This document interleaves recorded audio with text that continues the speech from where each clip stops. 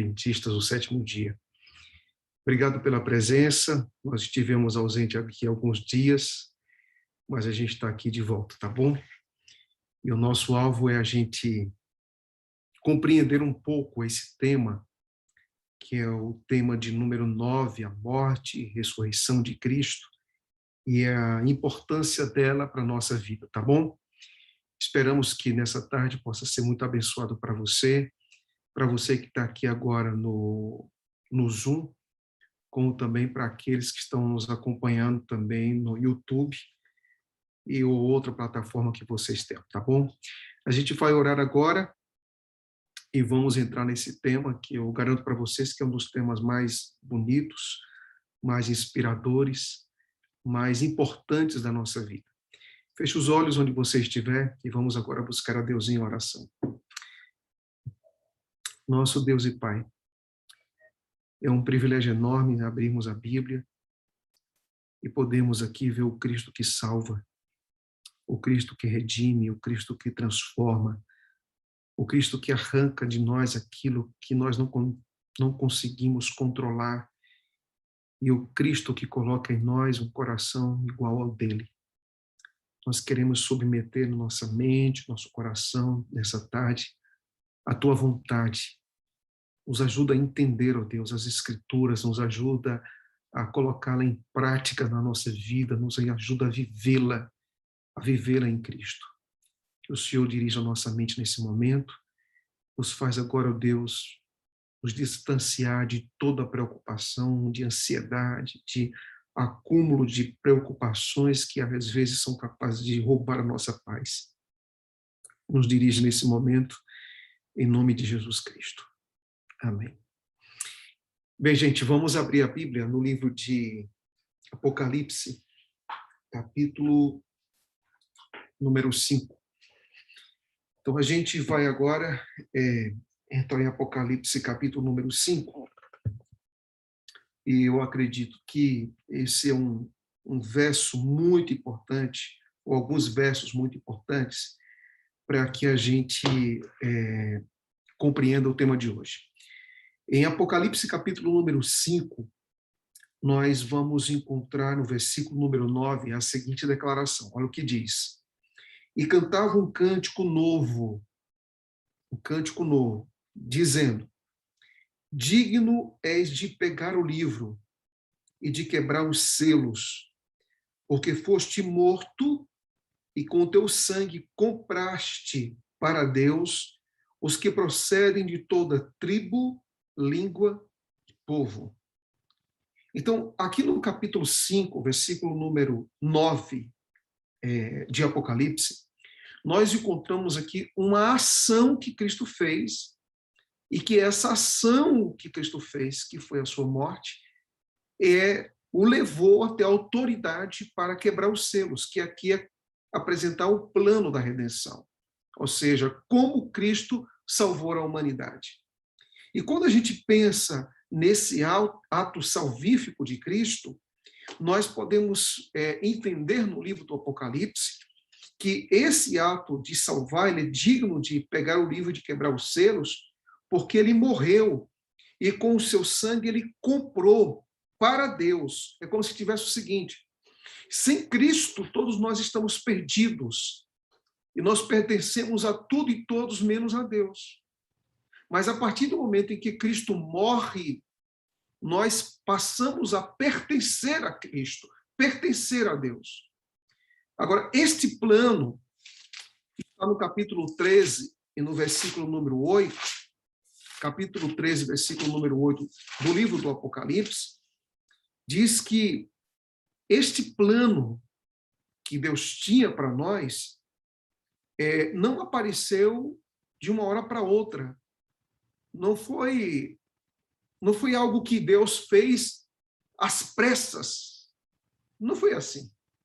No capítulo 13, versículo número 8, diz assim, e ela será adorada por todos os que habitam sobre a terra, falando sobre a besta, aqueles que desde a fundação do mundo não tiveram seus nomes escritos no livro da vida do Cordeiro que foi morto. Então, a preparação para salvar o ser humano não foi algo assim um estalar de dedos em que Deus viu a situação e procurou uma solução. Não. Antes do problema, Deus já tinha uma saída. Antes do problema, Deus, que nós chamamos na teologia, dentro da economia divina, já tinha o cordeiro preparado para o homem, para salvá-lo. Então, antes de existir pecado, já existia um Salvador. E isso é incrível. Isso é incrível. Ou seja, o cordeiro para tirar o pecado do mundo, ele não surgiu depois do pecado. Mas Deus, em seu conhecimento, Deus, em sua sabedoria, Deus, em sua onisciência, preparou o cordeiro. Se o homem caísse, já tinha uma solução para o homem. Já tinha uma resposta para o pecado para o homem. E essa resposta, ela não estava fora de Deus. Ela não estava fora de Deus. Essa resposta para o dilema humano do pecado estava aonde? Estava no próprio Deus. Esse é um ponto que nos faz aqui pensar bastante. Então, é nessa linha de pensamento que nós vamos entender agora por que Cristo morreu e quais são os efeitos da sua morte em sua vida, na minha vida e no mundo todo. Então, nós vamos entender o seguinte: quando o homem peca, nós somos, então, herdeiros desse pecado. Assim como as bênçãos que iriam cair sobre Adão em sua obediência, as consequências do pecado cairiam sobre nós na desobediência de Adão. Então, como Adão ele desobedece, nós, então, estamos na ruína de Adão, na queda de Adão. O fracasso de Adão é o meu fracasso, é o seu fracasso. A queda de Adão é a minha queda, é a sua queda. Porque a Bíblia diz que o pecado passou. E nós estamos numa condição tão pecaminosa que a glória da criação que Deus nos fez, Paulo chegou a dizer que nós, não existe nenhuma glória em nós estamos destituídos da glória de Deus. Então, a nossa condição é de rebeldia, a nossa condição é de protesto, a nossa condição é de separação, a nossa condição é de filhos da ira. Então, se nós estamos dentro de uma condição de filhos da ira, como a gente pode resolver esse problema? Ou como esse problema Deus, então, procurou resolver? Bem, aí nós temos que ir para Colossenses, no capítulo número 1, e entender uma coisa. O que aconteceu comigo, com você, com a humanidade inteira? O que aconteceu? Paulo, então, vai fazer uma descrição. Paulo, primeiro, vai colocar o drama, a dor, o coração rompido, a relação que foi terminada. Primeiro, Paulo vai apresentar o conflito, o que o pecado nos trouxe. Colossenses 1, versículo 21, diz assim: e vocês, que no passado eram estranhos e inimigos no entendimento, pelas obras más que praticavam.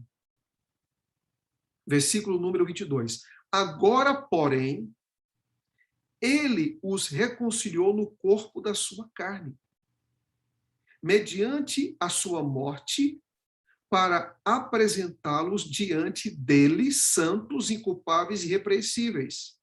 Se é que vocês permanecem na fé, alicerçados e firmes, não deixando afastar da esperança do evangelho que vocês ouviram e que foi pregado a toda criatura debaixo do céu, do qual eu, Paulo, me tornei ministro. Então, o que Paulo está dizendo aqui? Preste atenção nisso.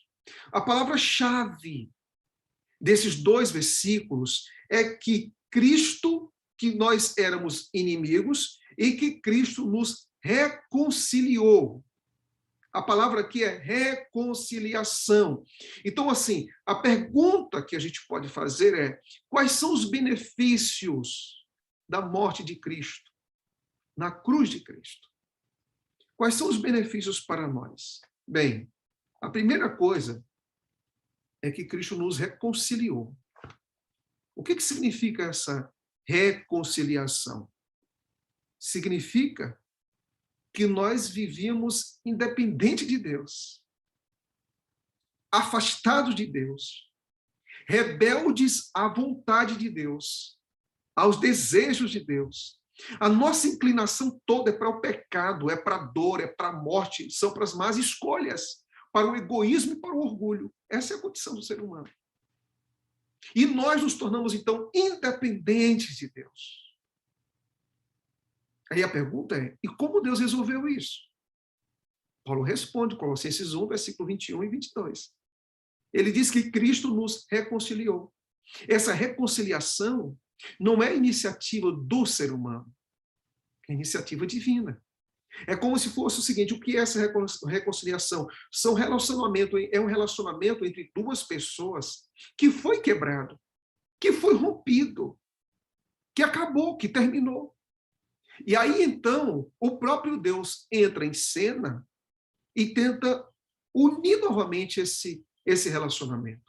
E o nome desse ato, dessa união, desse relacionamento que foi quebrado, a gente chama de reconciliação. Então, foi Cristo enviado, olha que coisa interessante, Cristo enviado por Deus para que ele nos reconciliasse a Deus. Como se Cristo próprio Pai, nos amando, mandou Jesus para então fazer essa ponte. Aí vamos para Efésios, capítulo 2, e versículo número 3. Efésios 2, versículo número 3. E olha que coisa interessante.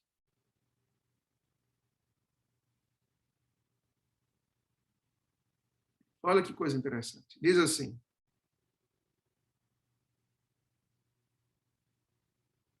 dois, 3.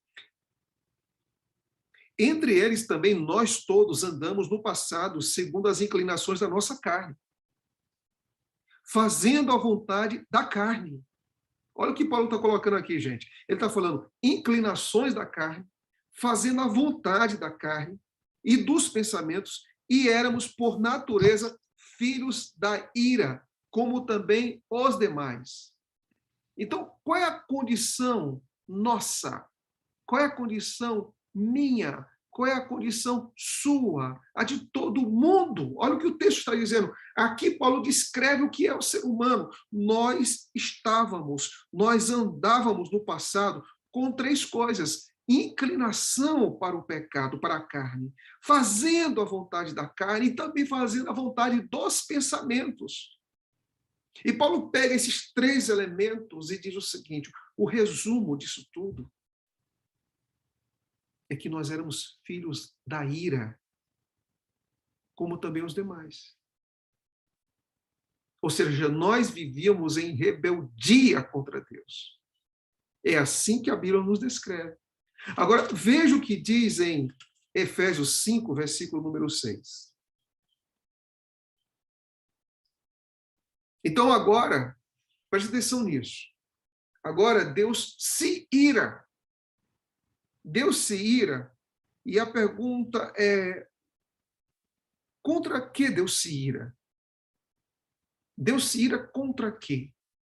Capítulo 5, versículo 6 diz assim: não se deixe enganar com palavras vazias, porque a ira de Deus vem sobre os filhos da desobediência por causa dessas coisas. Portanto, não participem daquilo que eles fazem. Então isso quer dizer que Deus, com relação ao pecado, qual é a atitude de Deus em relação ao pecado? Ira. Deus se ira contra o pecado. Então, veja bem, se Deus se ira contra o pecado, o que Deus faz, então, com essa ira contra o pecado? Ele pune. Ele pune. Porque o que Deus mais abomina no universo é o pecado. E Deus, um Deus santo e puro, ele não tolera o pecado. Então, o que está reservado para o pecado? A ira de Deus. O pecado faz Deus irar-se. Por quê? porque o pecado nos separa dele, porque o pecado nos destrói, porque o pecado desfaz a imagem e a semelhança dele em nossa vida, porque o pecado ele tem como propósito final levar o ser humano à morte, tanto a morte de separação de Deus, como também a morte como sua consequência eterna. Então, ninguém nesse universo sabe mais a malignidade, as terríveis consequências do pecado do que Deus. Ninguém consegue descrever mais a desgraça, a tragédia, as consequências nefastas do pecado mais do que Deus. Ninguém consegue fazer isso. E aí, então, contra o pecado, o que Deus faz? Deus se ira. Deus se ira. E então, como é que Deus resolve esse problema? Bem, vamos aqui compartilhar a tela com vocês. Tema de hoje: vida, morte e ressurreição de Jesus Cristo. As Escrituras revelam que Deus tem um interesse incomparável para salvar o ser humano. Por isso, os três membros da Trindade se envolvem para isso. Quando Adão e Eva pecaram, Deus tomou a iniciativa de ir buscá-los. Com profunda tristeza, Deus teve que expor as consequências da desobediência deles. Em meio ao sofrimento, Deus lhe apresentou o maravilhoso plano da redenção. E aí o caráter de Deus revela um misto inegável de graça e justiça, em plena disposição para buscar o ser humano e resgatá-lo. Antes de continuar aqui o tema da ira, entenda uma coisa. Todas as vezes que o ser humano responde ao interesse pela salvação, isso nada mais é do que uma resposta que ele está dando à graça salvadora de Deus em sua vida. Então, todas as vezes que nós dizemos, sim, Senhor, estamos aqui, eu vou voltar, eu vou me entregar, eu quero começar tudo de novo, aqui estão os meus pecados, é simplesmente a resposta que nós estamos dando a Deus, ao amor dele que nos impressiona. Então, eu queria fazer aqui um apelo para você. Por favor, pare de ter uma visão, em nome de Jesus Cristo, limitada, humanizada da graça de Deus. Não tenta ficar fazendo comparações muito humanas de como Deus age, porque é algo soberano, é algo divino, é algo que vai muito além da nossa compreensão. Deus está à procura de cada habitante dessa terra 24 horas, não importa a língua que ele fala. Deus vai falar a língua do Calvário para alcançar cada pessoa desse planeta. E vai impressionar essas pessoas. E essas pessoas irão responder. A resposta é o que você está vendo. Mas a ação de Deus já está acontecendo. Não somos nós, gente, que queremos ser bonzinhos, que queremos ser crentes. Não somos nós que queremos ser puros, que queremos ser justos. Não somos nós. Escuta uma coisa. Você e eu, por natureza, somos terríveis. Terríveis. Só se acha bom um homem ou uma mulher que não conhece a Bíblia. Porque nós somos péssimos à nossa natureza. A nossa inclinação para o mal, ela é desesperadamente enganosa. Nós temos uma inclinação para o pecado, para aquilo que é ruim, para aquilo que é mal, terrível. Terrível. A nossa situação é desgraçadamente perdida. Então alguém tem que agir. E não pode agir nesse nível humano, não pode agir nessa horizontalidade, não pode agir pelo desempenho, não pode, porque não há solução em nós para o problema humano. Não há. Então, quem que teve que agir para consertar tudo? Deus. Em quem? Em Jesus Cristo. E o que Paulo diz em Colossenses 1, 21? Ele nos enviou a Cristo para nos consertar. E o conserto do ser humano só pode ser feito pela cruz de Cristo, pelo sacrifício de Cristo. Porque a partir dali ele nos reconcilia com o Pai. E veja bem, olha o que o texto aqui diz. Vamos avançar. Deus, ele em Efésios 5, verso 6, diz que nós somos filhos da desobediência. Efésios 2 diz que nós somos filhos da ira. A ira divina é o que as Escrituras identificam como a reação de Deus ao pecado e à injustiça. A transgressão do ser humano colocou em inimizade. Nós estamos em conflito aberto contra Deus. E então o pecado nos torna o quê? Filhos da ira. Então como é que Deus resolve isso? Como é que Deus resolve isso? Primeiramente, Deus odeia o pecado. E nós somos pecadores. E a gente, muitas vezes, diz o seguinte, né? Deus ama o pecado, ama o pecador, perdão. Deus ama o pecador e odeia o pecado. Se o pecador ele resolve viver na desobediência, Deus vai também odiá-lo. Por quê? Porque Deus é justiça. Eu quero abertamente, ousadamente viver em desobediência. Viver em pecado, em adultério, em mentira, hipocrisia, em homicídio. Aí você vai dizer, não, Deus ama muito ele. Entenda uma coisa. Deus, seus atributos, Deus, ira e justiça e graça, não são separados diante de Deus. Não são separados diante de Deus. Deus é o Deus que ama. E o Deus que também se ira. É o Deus que é justo. Então, diante do pecado, o que Deus faz? Se Deus ele tem uma ira contra o pecado, o que Deus faz? E se os filhos da desobediência serão, então, aniquilados, serão mortos, como diz Apocalipse, na ira do Cordeiro, Apocalipse capítulo número 6, o que Deus faz? O que Deus faz com sua ira? O que Deus faz com o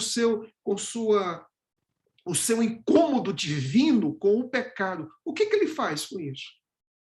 Ele vai destruir primeiro os seres humanos? Ele pega a sua ira e destrói os seres humanos? Não, não é isso que ele faz.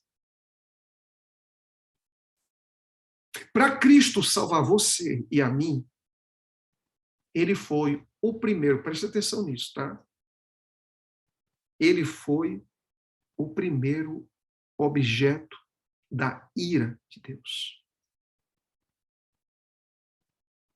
Não foi você. Não foi Adão, não foi Eva, não foi ninguém. Se Deus se ira contra o pecado e Deus pune o pecado, e pecado e ira são duas coisas que estão conectadas, o que Deus faz?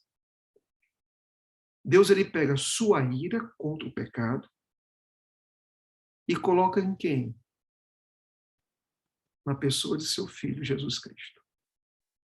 E isso é simplesmente, sabe o quê? Surpreendente. Quer dizer que Deus não parte para cima de nós para acabar com a gente, para destruir a gente? Não. Não. E para que você saiba o quanto ele ama você, primeiramente, ele lança a sua ira no seu próprio filho. É como o seguinte, eu tenho 2 filhas, né? E alguém está muito mal comigo. E a relação que essa pessoa tem comigo é terrível. Como é que eu vou resolver a relação que eu tenho com essa pessoa? Eu vou punir minha filha. Para que a minha relação com a outra pessoa seja resgatada. Você já parou para pensar nisso? Eu vou punir minha filha. Minha filha vai sofrer para que eu tenha um relacionamento restaurado com outra pessoa. Abra sua Bíblia em 1 Coríntios, capítulo número 1, por favor.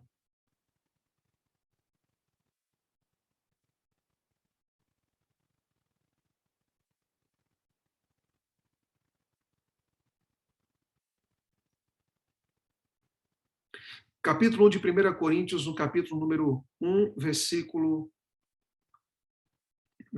número 30, diz assim: mas vocês, 1 Coríntios 1, 30, mas vocês são dele, em Cristo Jesus, o qual se tornou para nós, da parte de Deus, sabedoria, justiça, santificação e redenção. 4 coisas. Repete comigo aí, ó. Primeiro, sabedoria em Cristo, viu? Em Cristo. Sabedoria, justiça, santificação, número 3, e redenção. Agora, quando foi que Deus fez isso com Cristo? O que aconteceu? Quando é que Cristo recebe a ira de Deus para nos tornar sabedoria, para nos tornar justiça, para nos santificar? Quando é que isso aconteceu? Isaías capítulo 53. Abra sua Bíblia em Isaías 53 e vamos ver isso aqui agora.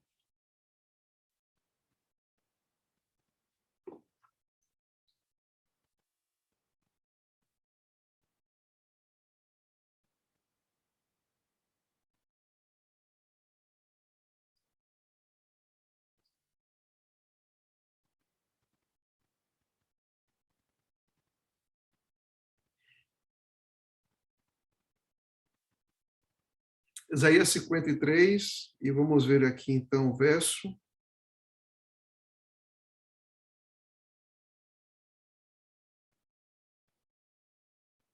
Aliás, para que fique melhor, mais claro agora para vocês,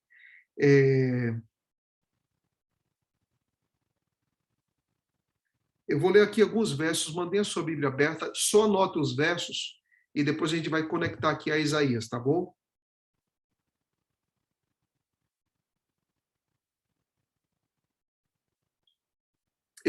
Romanos 5, verso 9. Paulo diz assim, Romanos 5, verso 9. Eu vou ler o 8. Tá? Aliás, vamos todo mundo ler o verso Romanos 5, verso 8 e 9, depois a gente vai para Isaías 53. Só para você sentir essa conexão entre a ira de Deus, a punição de Cristo e a nossa redenção.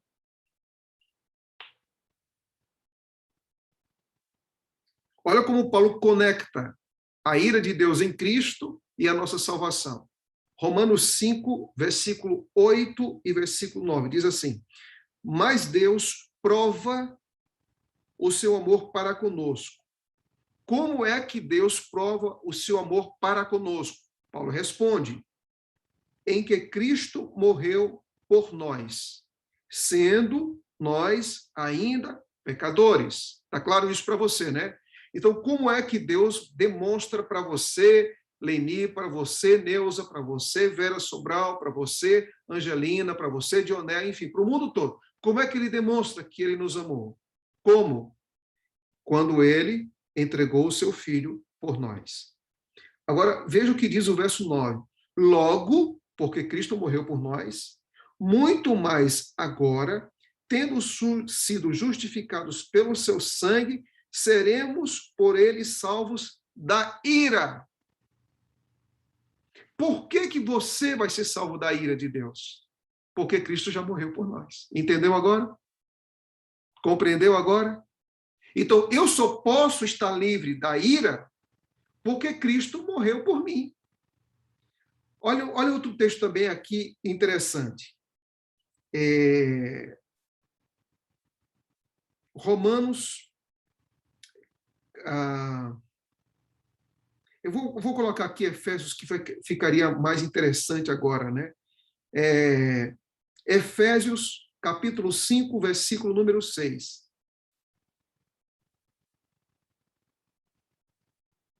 Olha o que Paulo diz, Efésios 5, versículo 6, ele diz assim: ninguém vos engane com palavras vãs, porque por estas coisas vem a ira de Deus sobre os filhos da desobediência. espera aí. Paulo está dizendo em Romanos 5, 8 e 9 que nós estamos salvos da ira. Aí aqui ele está dizendo que a ira vai vir para os filhos da desobediência. Pergunta é, quando é que a ira de Deus vem para a desobediência e quando é que nós estamos salvos da ira de Deus? Simples, gente, olha, simples. Quando eu aceito Cristo como Salvador. Quando eu aceito Cristo como Salvador, ele já recebeu em seu corpo a ira de Deus para nos salvar. Então, por isso que há um verso muito, mas muito interessante, que é lindo demais, em 1 Tessalonicenses, capítulo 1, versículo número 10. Abre sua Bíblia no capítulo 1, versículo número 10. Aí é por isso, então, que Paulo aqui vai dizer, olha, Cristo morreu e nós estamos salvos da ira, porque alguém recebeu a ira de Deus. Quem? Cristo recebeu. Mas haverá a ira para os desobedientes. Quem são aqueles que não receberam o sacrifício de Cristo? Aí, então, agora, Paulo diz em Tessalonicenses, capítulo 1, versículo número 10, ele diz, e esperar dos céus a seu Filho, a quem ressuscitou dentre os mortos, a saber, Jesus Cristo, que nos livra da ira futura. Quando Cristo voltar, o Cordeiro, ele está irado. E quem estiver do lado do Cordeiro não vai sofrer punição, condenação nenhuma, porque nós estamos do lado daquele que já recebeu a ira em si para nos libertar. Aí a pergunta é quando ele recebeu isso? Quando ele recebeu isso? Aí vamos para Isaías 53. Quando Cristo recebeu a condenação que você merece, que eu mereço? Quando foi que Cristo recebeu a culpa que eu mereço, que você merece, e o mundo todo merece? Quando foi que Cristo recebeu a condenação que pertencia a todos nós? Isaías capítulo 53, versículo número 5 diz assim, mas ele foi transpassado por causa das nossas transgressões. Então aqui tem nós e ele. Tem nós e ele. Ele recebeu. Ele foi transpassado. Ele foi esmagado. O castigo que nos traz a paz estava sobre ele. E pelas suas feridas dele, fomos sarados. Todos nós andávamos desgarrados como ovelhas. Cada um se desviava pelo seu próprio caminho. Mas o Senhor, que aqui é o Pai, fez cair sobre ele a iniquidade minha, sua e do mundo inteiro. Entendeu aí? Está claro isso para vocês? Está claro isso para vocês? Então, o castigo foi para ele, era meu. Ok? A punição era minha, foi para ele. E aí, então, ele diz aqui no versículo número 10, para ficar ainda mais claro. Todavia, ao Senhor agradou moê-lo. O Senhor, o Pai, pega o Filho e resolveu moê-lo, fazendo-o sofrer. Quando ele derá a sua alma como oferta pelo pecado, verá a sua posteridade e prolongará os seus dias e a vontade do Senhor prosperará em suas mãos. E o resultado é, ele verá o resultado do seu trabalho e ficará satisfeito. Entenda bem uma coisa, olha. Nós somos filhos da ira. Vamos recapitular o que eu apresentei até agora. Quando Adão peca, a humanidade vai junto. E nós nos tornamos independentes de Deus. Quebramos nosso relacionamento com Deus. E Paulo diz que Cristo, então, vem nos unir novamente a Deus. Vem nos reconciliar com Deus. E nós, então, nos tornamos objetos da ira do pecado. E Cristo, então, se oferece, recebendo a culpa, recebendo a dor, recebendo o peso do pecado em sua vida, para resgatar você. Isso é lindo, né? Isso é tremendo, né? Então, Cristo assume o meu lugar. O castigo era para mim e para você. A morte, a ferida, a dor. Só que um detalhe, ainda que nós recebêssemos tudo isso, a gente não podia se salvar. Somente Cristo poderia fazer isso por nós. O que eu quero dizer aqui é uma coisa para você. Em Cristo nós temos um grande Salvador. Pare de ficar olhando para você. É uma coisa que eu insisto tantas vezes, sabe? Pare de ficar olhando para você, ou você estando bem, ou você estando mal. Em nome de Cristo, receba essa graça em sua vida. Pare de olhar para você e olhe mais para a cruz. Pare de olhar para os seus acertos e os seus erros e olhe para a obra redentora, resgatadora, que redime da dor e da ira e do pecado, que é Jesus Cristo na cruz do Calvário. Ele ama você. Ele está disposto a perdoar os seus pecados. Ele está disposto a dar um novo coração a você, nova vida a você, salvação. A única coisa que nós podemos oferecer é os nossos pecados. É os nossos pecados. A salvação é obra dele. É a atitude dele. É a entrega dele. E é interessante que nós vamos compreender isso aqui dentro das Escrituras, é que a pergunta é, nós vamos receber isso? Nós aceitamos isso? Está em nosso coração ter essa certeza daquilo que nós somos aceitos nele? Romanos capítulo número 5. Veja o que Paulo diz. Romanos 5. Olha que texto poderosíssimo e lindo que Paulo coloca. Romanos 5, versículo 10, diz assim, Romanos 5, versículo 10, porque se nós, quando inimigos, fomos reconciliados com Deus, mediante a morte do seu filho, muito mais, estando já reconciliados, seremos salvos pela sua vida, seremos salvos pela vida de Jesus Cristo. E não apenas isto, mas também nos gloriamos em Deus por meio do nosso Senhor Jesus Cristo, mediante o qual recebemos agora a reconciliação. Ou seja, agora, por causa de Cristo, nós estamos em paz com Deus. Eu não sei se nessa tarde, pelo Zoom ou pelo YouTube, eu esteja falando para alguém que não está em paz com Deus. Que não está em paz com Deus, que não está bem com Deus. Que as coisas em sua vida não andam bem, nesse relacionamento com Deus, não andam bem. Eu quero dizer para você que nessa tarde, se os seus olhos estiverem em Cristo, o seu relacionamento com Deus está restaurado.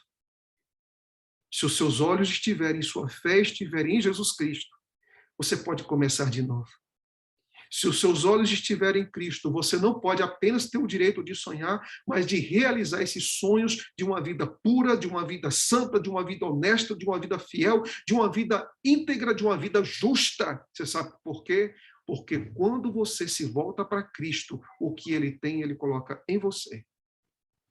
E é por isso que, por causa dele, nós somos aceitos. O nome disso é justificação pela fé. Não há justiça em você, mas há justiça em Cristo. Não há pureza em você, mas há pureza em Cristo. Não há fidelidade em você, mas há fidelidade em Cristo. E aqui eu quero que você saiba de uma coisa, que fique muito clara para você. Nós, adventistas, acreditamos que quando Deus, presta atenção nisso, quando Deus ele justifica você, dentro do conceito protestante, justificação é uma declaração. Eu te declaro justo. Só que os adventistas não acreditam assim apenas. Os adventistas do sétimo dia não acreditam que Deus, quando você está em pecado e se volta para Cristo, Deus não apenas declara você justo, que é uma declaração forense, conhecida teologicamente como uma declaração forense. Quando Deus ele perdoa você, escute bem isso. Os adventistas do sétimo dia, diferente dos protestantes, em sua grande maioria, não limita a justificação a uma declaração. Nós acreditamos que quando Deus justifica o pecador, além de uma declaração, Deus também dá poder para que você se torne filho dele. Não é só uma declaração. Aí você pergunta, pastor, onde é que está isso na Bíblia? Abra sua Bíblia em João, capítulo número 1. João, capítulo número 1. E o versículo é o versículo de número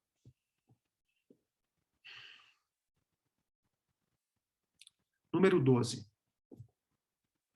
João, capítulo 1, versículo número 12.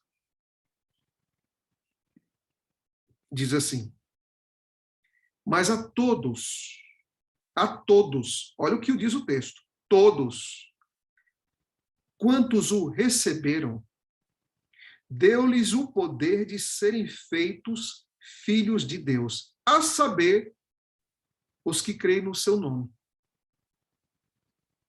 Então, quando eu creio no nome de Cristo, na obra de Cristo, no ministério de Cristo, eu não sou apenas declarado justo, eu também recebo poder para ser justo. Eu não tenho poder para ser filho de Deus, mas Deus me dá poder para ser filho dele. Escuta uma coisa. Isso aqui é muito importante você entender isso. Eu não sei como é que tem sido sua caminhada com Cristo. Eu não sei. Mas você não pode o tempo todo estar caindo se você está segurando a mão de Cristo. Você não pode. Não pode, pastor, não. Eu não posso estar o tempo todo caindo, o tempo todo, não o tempo todo. Eu não estou dizendo que o crente não caia, eu não estou falando isso. E eu abomino a ideia de perfeccionismo, que é justiça humana. O que eu estou dizendo é que o crente pode cair aqui e um dia, lá na frente, cair de novo. Errar. Mas o crente viver errando, o crente viver pecando, tem alguma coisa errada nisso aí. Tem alguma coisa errada. Eu estava ouvindo uma história de um pastor, que ele contou a história dizendo o seguinte: um dia ele viajou pela África e rodou mais ou menos uns 5.000 quilômetros, 4.000 quilômetros mais ou menos. Aí quando ele voltou, ele foi com um amigo. Quando ele voltou dessa viagem, um outro amigo que não foi na viagem perguntou: e aí, a viagem foi boa? Ele disse: a viagem foi muito boa a viagem. Ah, que bom. E aí esse amigo perguntou para ele: e não aconteceu nada? Ele disse: a única coisa que aconteceu foi que o pneu furou quando a gente estava voltando. 4.000, 5.000 quilômetros. Um pneu furou. Na vida cristã, você furar o pneu em 5.000, 4.000 quilômetros, pode acontecer, viu? Mas furar o pneu a cada 10 metros é alguma coisa esquisita. Isso não pode acontecer.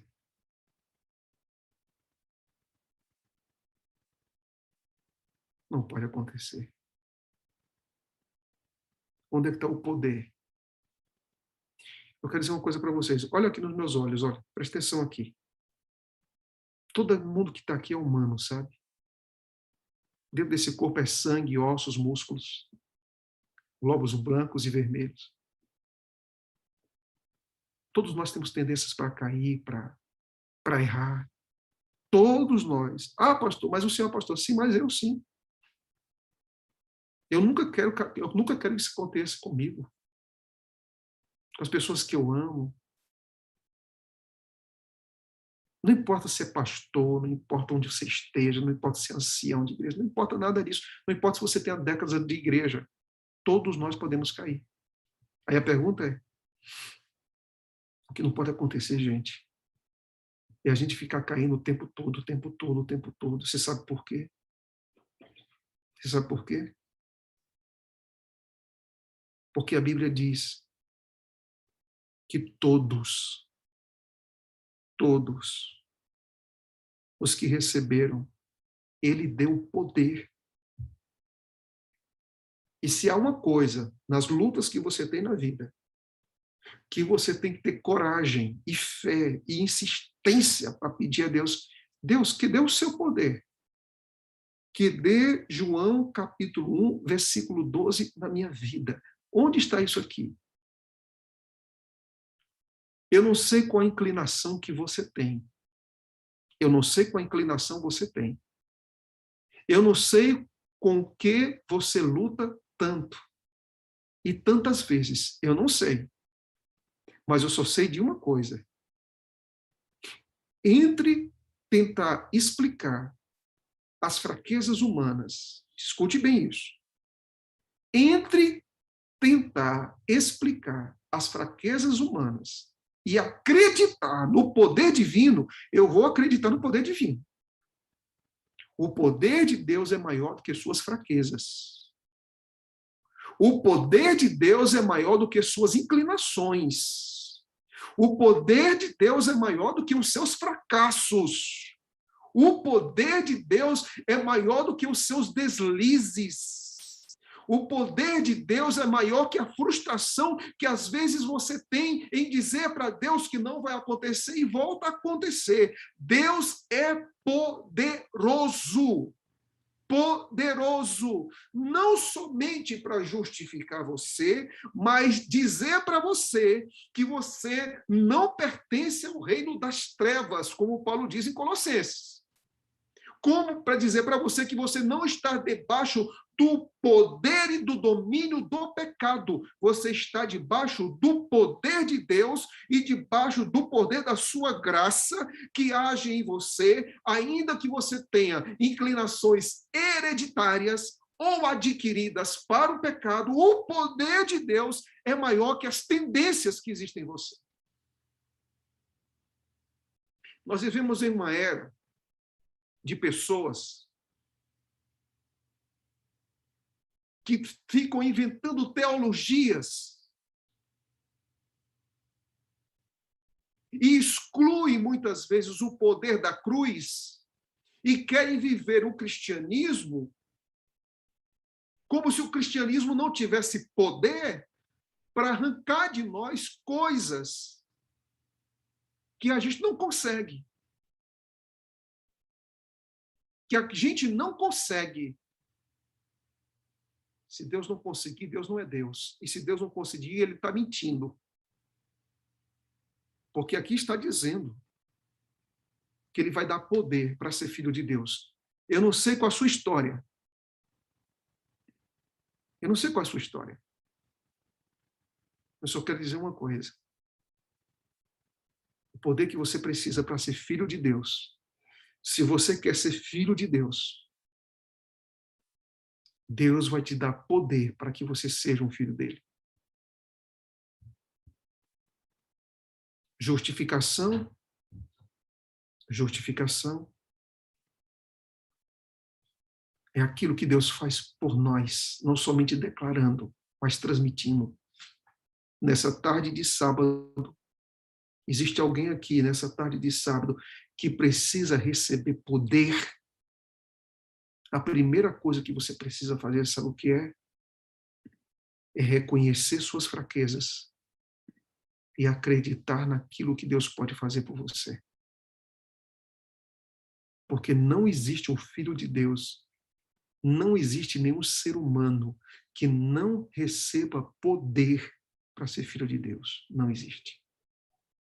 Não existe. Ok? Não existe. É aquilo que Cristo faz. E é aquilo que Cristo comunica e é aquilo que nós aceitamos. É aquilo que Cristo faz, aquilo que Cristo comunica e aquilo que nós aceitamos. Paulo diz em Romanos 5, Romanos 3, perdão. Vamos agora entender isso aqui. Romanos 3. Romanos 3. Versículo 4. Diz assim: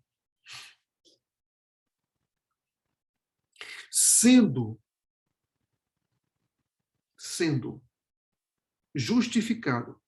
Romanos 3:24, tá? 3:24. Sendo justificados gratuitamente, de graça, sem fazer nada, mediante a redenção que há em Cristo Jesus, a quem Deus apresentou como propiciação no seu sangue, mediante a fé. Deus fez isso para manifestar sua justiça, por ter ele, na sua tolerância, deixado impunes os pecados anteriormente cometidos, tendo em vista a manifestação da sua justiça no tempo presente, a fim de que o próprio Deus seja justo e justificador daquele que tem fé em Jesus Cristo. Pergunta, quem é que está justificando você? Aqui está dizendo Deus. É Deus que nos justifica. E não somente, olha o que diz, olha, a próprio Deus seja justo e o justificador daquele que tem fé em Jesus Cristo.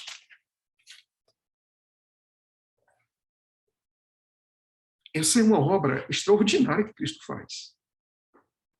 Agora, perceba uma coisa. Aqui diz que Deus apresentou como propiciação. O que significa apresentou como propiciação? É o mesmo sentido de expiação. Isso significa, sabe o quê? Que a partir do momento em que você se entrega a Cristo, existe algo que Cristo fez na cruz. E algo que Cristo faz em sua vida. Ele expia seus pecados. Não importa como tenha sido o seu passado. Eu não estou falando de passado décadas, eu estou falando de passado antes dessa aula aqui. Não importa. Deus, em Cristo Jesus, se você acredita, está apagado. Sumiu. O problema, sabe o que é? É que tem coisas que não estão registradas na mente de Deus, não estão registradas mais nos livros do céu, mas a nossa natureza miserável e degradante faz questão de lembrar. Escuta uma coisa. Esqueça o que Deus já esqueceu, viu? E a gente vive numa condição tão miserável que a gente lembra tanto dos nossos erros que já foram confessados. E das quedas dos outros que já foram confessadas. Porque a gente gosta disso. A natureza decaída, humana, depravada, gosta de se deter naquilo que lhe é próprio, que é o pecado, e tem dificuldade de aceitar a graça. Por isso que Paulo está dizendo que isso a gente só aceita pela fé, não é por aquilo que eu estou sentindo. Gente, perdão não é o que eu sinto, perdão é o que eu acredito. Não é eu estou me sentindo bem. Não existe isso na Bíblia, eu estou me sentindo bem. O que existe na Bíblia é o crer, ainda que eu não esteja me sentindo bem, ainda que as coisas venham da minha memória, ainda que eu me sinta mal, ainda que as piores imagens sejam criadas em minha mente, eu creio acima de tudo isso que eu sou um filho de Deus, pela fé em Jesus Cristo. Isso é tremendo. Aprenda a enxergar a vida cristã como Deus a vê e não como você vê. Porque se você continuar vendo a vida cristã dessa maneira, você vai ser um cristão frustrado. Deus quer que você seja um cristão feliz. Isso não é passar a mão no pecado, isso não é graça barata, isso é viver de qualquer forma. Não é nada disso, gente. É viver pela graça, sabe? Viver pela graça. Viver pela graça. Pela graça. A gente tem que orar mais assim, sabe? Senhor, me ajuda a viver pela graça, Senhor. por tua graça. Só por tua graça. Me dê forças para ser um filho teu. Continuando então, amigos, olha só. Foi Deus quem tomou a iniciativa de restaurar as relações interrompidas entre a humanidade e ele. Essa iniciativa não se resume à morte de Cristo na cruz, senão a todo o ministério sacerdotal de Cristo no céu. Se não, vejamos. 1 João. Capítulo número 1. Capítulo número 2, na verdade. 2.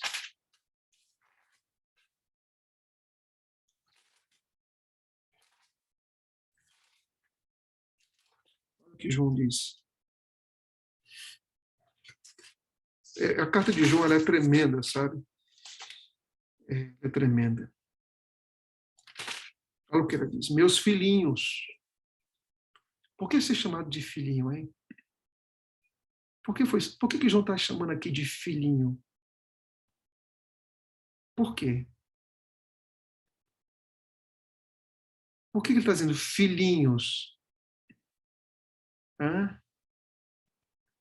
Porque foi assim que Cristo nos fez. Então ele não está falando aqui para gente que não é filho de Deus, está falando aqui para aqueles que já aceitaram Cristo. Filhinhos, escreva essas coisas para que vocês não pequem. Pecado não pode ser estilo de vida de um cristão. Mas tem um mais aqui. Se alguém pecar, temos advogados junto ao Pai, Jesus Cristo, o justo. Então, o que o texto está dizendo sobre Jesus Cristo aqui? Que ele é um advogado, número 1. Advogado é fazer a defesa de alguém que não é justo. Segundo, onde é que ele está? Junto ao Pai. E quem ele é? Justo.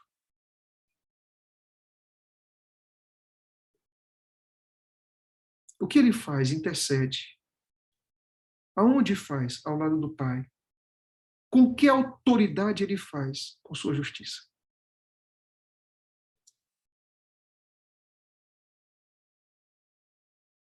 Versículo 12 do capítulo 2.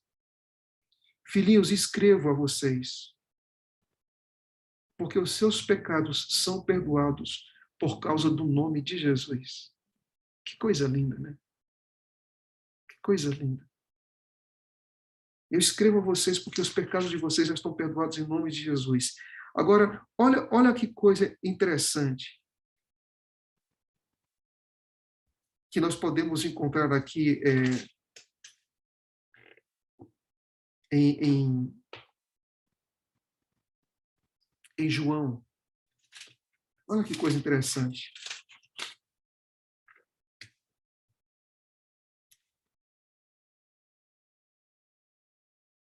Versículo número 13.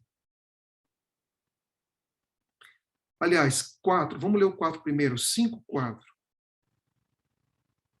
Porque tudo que é nascido de Deus, tudo que é nascido de Deus,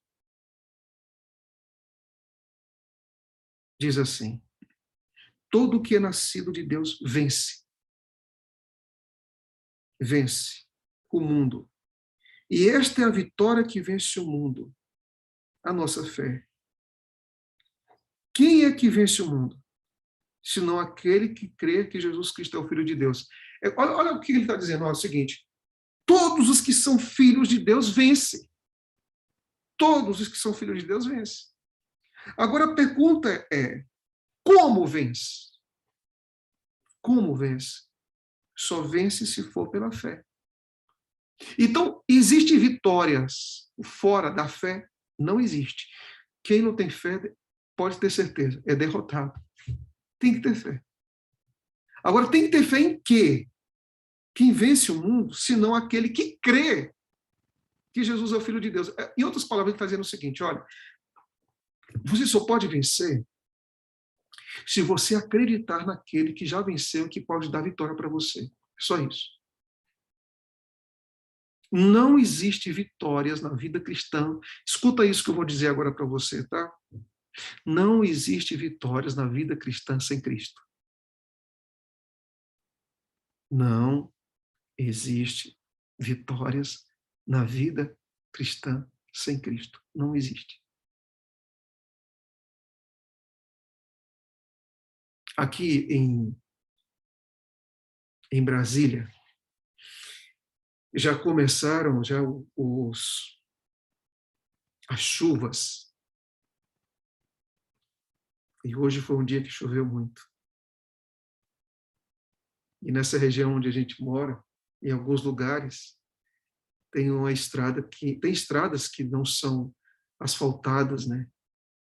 É só aquela estrada de barro. Você deve conhecer a estrada assim, né? E essa região aqui, de Goiânia, aqui de Brasília e tal, Mato Grosso também, Espírito Santo, aquele lado também é assim. O barro aqui é aquele barro vermelhão, sabe? Vermelhão. Então, quando chove, você não tem ideia como é que fica aqui as coisas. Em alguns lugares, claro que não tem pavimentação, que as estradas não são organizadas. Não é só no Amazonas, não. Aqui também acontece isso. Sabe o que é? Algumas estradas. Quando o carro cai na lama, você pode ter 4x4, você pode ter o que for. É difícil sair. Só faz isso aqui, ó. Patina. A melhor tecnologia para carro, patina. E para quem dirige sabe que quanto mais você aperta no acelerador para sair, pior as coisas. Nós estamos dentro de um lamaçal, sabe? Que somente Cristo pode nos tirar. E quanto mais você tenta sozinho, mais você afunda.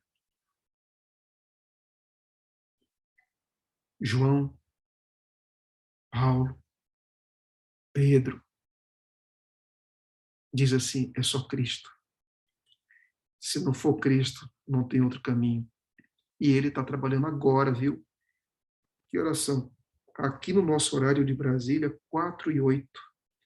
Cristo está trabalhando por nós agora. O sacrifício expiatório de Cristo no Calvário foi o meio encontrado para garantir perdão ao pecador e manter ao mesmo tempo o elevado padrão de justiça da sua lei eterna. A cruz é uma demonstração tanto da misericórdia como também da justiça de Deus. Romanos 3:25, Paulo diz: Deus o ofereceu como sacrifício para a propiciação mediante a fé pelo seu sangue, demonstrando a sua justiça. Em sua tolerância havia deixado impunes os pecados anteriormente cometidos. Então você tem que colocar os seus olhos, em primeiro lugar, na cruz de Cristo. Na cruz de Cristo. No Cordeiro de Deus que tira o pecado do mundo. Agora, quando nós olhamos para a morte de Cristo, a morte de Cristo não seria suficiente. Por quê? A morte de Cristo não seria suficiente para o ser humano. Quando aceitamos a Cristo, nossa nudez e imundice espiritual dão lugar à sua vida pura, santa e cheia do seu caráter de amor e de justiça. E agora nós vamos para a parte final. Como é que nós podemos ter garantia de tudo isso? Vamos para 1 Coríntios, o capítulo de número 15. De número 15. Como é que eu posso ter certeza de tudo isso que está sendo declarado aqui? Como eu posso ter essa certeza? Aí Paulo vai tratar disso tudo em 1 Coríntios 15.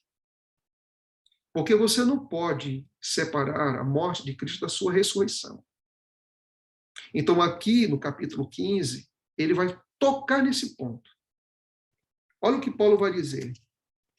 Versículo 3.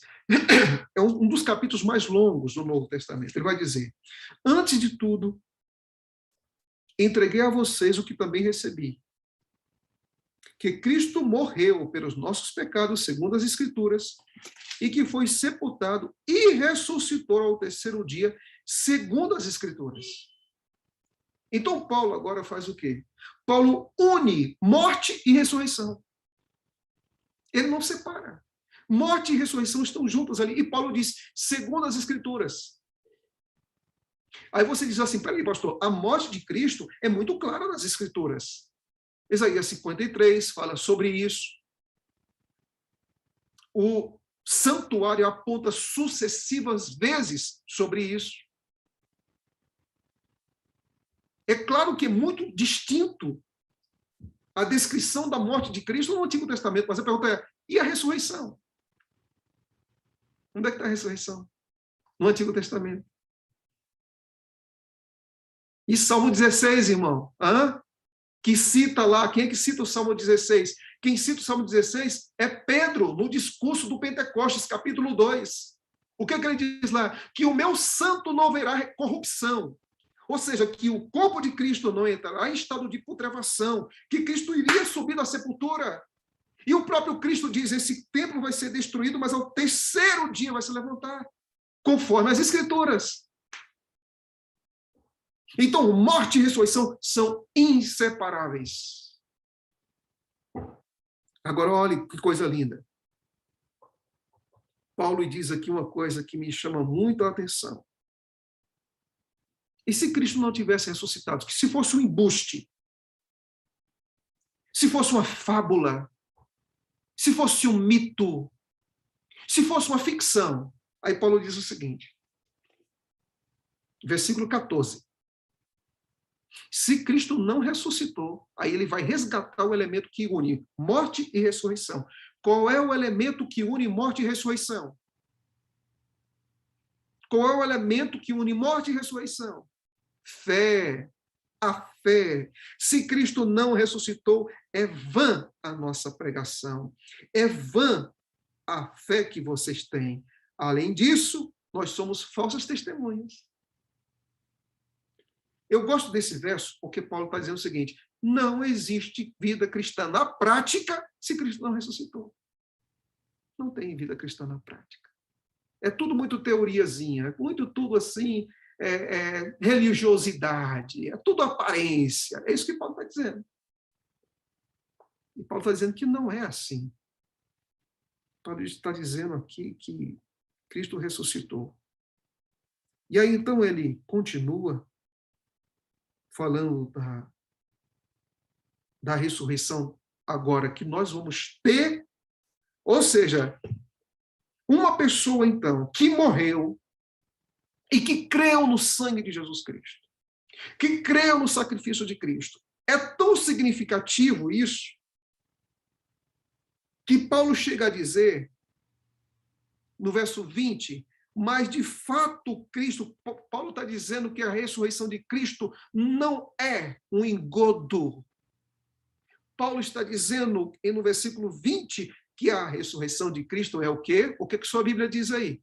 A minha diz assim, mas de fato, o que é que Paulo está dizendo? Que a ressurreição de Cristo foi um fato. Dentre os mortos, sendo ele as primícias dos que dormem. Primícias dos que dormem? Sim. Primícias. Por quê? Porque, olha só, lembre-se que a gente começou essa tarde falando de justificação pela fé, né? Lembre-se disso. Justificação pela fé. Justificação, santificação e glorificação. Tudo, olha aqui para os 3 dedinhos. Tudo aqui acontece em Cristo, tá? Em Cristo. Porque se nós somos libertos da culpa do pecado, isso é justificação. Da culpa do pecado, isso é justificação. Do poder do pecado, isso é santificação. Nós também vamos ser libertos do poder da presença do pecado. Que é quando? Na glorificação. Culpa do pecado, passado, justificação.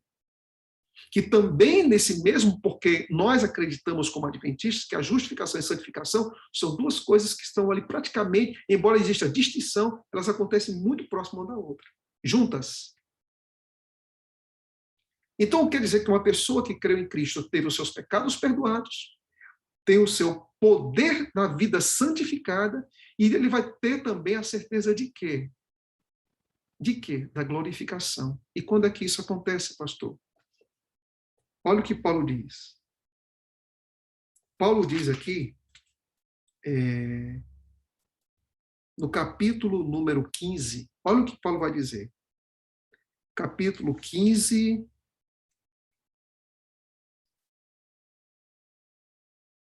versículo 51.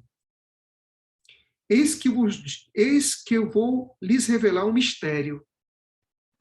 Nem todos dormiremos, mas todos seremos transformados. O que Paulo está querendo dizer aqui? Paulo está querendo dizer o seguinte: não importa se a pessoa morreu ou se a pessoa está viva. O que importa é que a transformação vai acontecer com todos. Com todos. Porque para entrar no céu só entra transformado. E que transformação Paulo está falando agora? Ele diz aqui, no momento, no abrir e fechar de olhos, aleluia, esse texto aqui traz uma paz assim no meu coração tremenda. No abrir e fechar de olhos, ao ressoar da última trombeta, a trombeta soará e os mortos ressuscitarão, incorruptíveis. Você sabe por que os mortos em Cristo vão ressuscitar incorruptíveis? Porque Cristo ressuscitou. E ele tem poder de ressuscitar. Porque ele disse, quem crer em mim, ainda que morra, viverá. Mas você quer saber por que as pessoas serão ressuscitadas quando ele voltar? Eu vou dizer algo aqui que talvez vai deixar alguns de vocês assim, um pouco de boca aberta, né? Com o coração batendo forte. Essas pessoas vão ressuscitar por causa de uma coisa: justificação pela fé. Elas creram em Jesus Cristo. Pastor Lucas, e se essas pessoas viveram a vida toda afastada de Deus, mas no momento se entregou e creu, está resolvido. Não foi para a igreja, pastor, está resolvido. Não guardou um saldo, pastor, está resolvido. Não deu dízimo, pastor, está resolvido. Por quê? Porque a justificação pela fé, naquelas condições, ela é suficiente e acabou o assunto. Por isso que o céu vai ser um lugar de muitas surpresas, mas muitas surpresas. Somente o céu vai revelar os últimos diálogos dos seres humanos com Cristo. E aí não tem a conversa do filho mais velho, né, do irmão mais velho pródigo. Eu fiz isso, eu fiz aquilo, eu fiz tantos anos ali, sim, meu amigo, mas e a justificação pela fé? As pessoas, elas vão abrir os olhos por causa da ressurreição de Cristo. Mas por causa da ressurreição de Cristo, veio antes a justificação pela fé em Cristo, na morte de Cristo. E aí diz, nós seremos transformados. Aí Paulo fala no versículo 53, porque é necessário que este corpo corruptível se revista da incorruptibilidade, e o corpo mortal se revista da imortalidade. Então isso quer dizer, pastor, que quando a pessoa morre, ela vai para o céu, para o inferno, para o lugar mais ou menos aí? Não vai, porque ela vai se tornar imortal. Paulo está dizendo aqui, em 1 Coríntios, capítulo 1, capítulo 15, que a imortalidade só é possível com a volta de Cristo. Esse é um outro estudo, só estou antecipando. Aí agora, Paulo diz, e quanto a este corpo corruptível se revestir de incorruptibilidade, e o que é mortal se revestir de imortalidade, então se cumprirá a palavra que está escrito.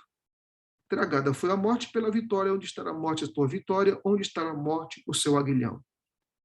Gente, eu vou ampliar aqui o conceito que Paulo coloca em 1 Coríntios 15, verso 58. Eu vou ampliar. Aqui ele está se referindo só à ressurreição, mas aqui eu vou ampliar ao cristianismo, à justificação pela fé, à morte expiatória de Cristo, propiciatória de Cristo. Olha o que ele diz. Portanto, meus amados irmãos, sejam firmes, inabaláveis, abundantes na obra do Senhor, sabendo que no Senhor o trabalho de vocês não é em vão. Você, como cristão, não viva parte do que Deus tem para você. Eu posso repetir isso? Você, como cristão, não viva parte do que Deus tem para você. Tenta viver tudo que Cristo tem para você. Tudo que Cristo tem para você. O que Cristo tem para a gente é o poder de uma vida justificada, o poder de uma vida santificada e o poder de uma vida cheia de esperança. A gente precisa se deter mais nisso e pensar mais nisso. Quanto mais nós compreendermos e aceitarmos pela fé a morte de Cristo, a ressurreição de Cristo, a vida de Cristo, que é a crença de número 9 dos adventistas do sétimo dia, a gente vai ter uma experiência com Cristo muito mais significativa. Deus abençoe vocês. Fortaleça o coração de vocês. Traga paz ao coração de vocês. E que saiba que a vida cristã não é só uma expectativa futura, porque tem muito crente, sabe? Tem muito crente por aí que só se prepara para o que vai vir, como não tivesse nada que estivesse acontecendo hoje aqui. Tem gente que quer se preparar tanto para o futuro, e está correto se preparar para o futuro, mas eu não posso olhar tanto para frente sem esquecer da obra presente de Cristo, sem esquecer da obra passada de Cristo.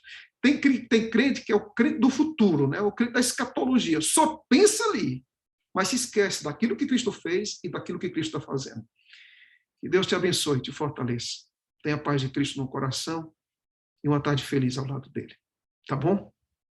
Espero que tenha sido uma bênção para você. Espero que tenha aquecido o seu coração como tem aquecido o meu. Paz de Cristo. Eu vou orar agora. Se tiver alguma pergunta, eu vou abrir o microfone e a gente ora. Pai, obrigado por esse momento. Obrigado por todos os passos que o Senhor tem dado em nossa direção. Obrigado por teu sacrifício na cruz, ó Jesus amado. Obrigado por tua intercessão. Quando nós desligarmos aqui o computador, fecharmos a tela, que a gente saiba que a gente é perdoado em Jesus Cristo. Que a gente não esqueça que o Senhor não apenas nos declara justos, mas há poder em Cristo para nos tornar justos. Que tua graça cubra com o manto da tua justiça cada um de nós. Que a gente nunca possa perder de mente que Cristo vive, que Cristo com seu Espírito, que o representa, está aqui entre nós. Nos dê a tua paz, ó Deus, um coração igual ao teu, em nome de Jesus, amém. Amigo, se tiver alguma pergunta, eu vou sua mão e eu vou tentar aqui responder.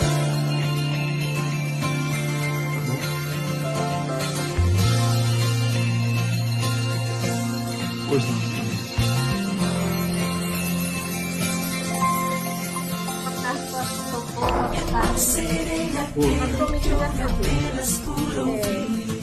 Deus não nos criou, né? Criou a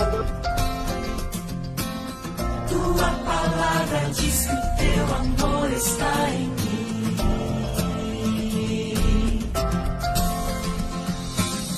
O sacerdócio é meu desde que pela fé eu aceitei.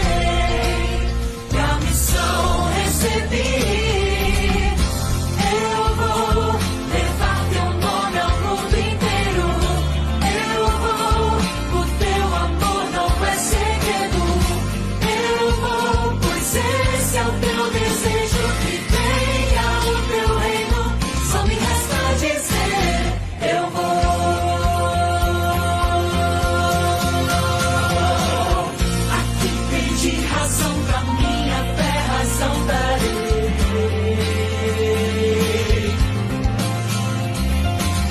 Pessoas clamam por amor, amor eu levarei.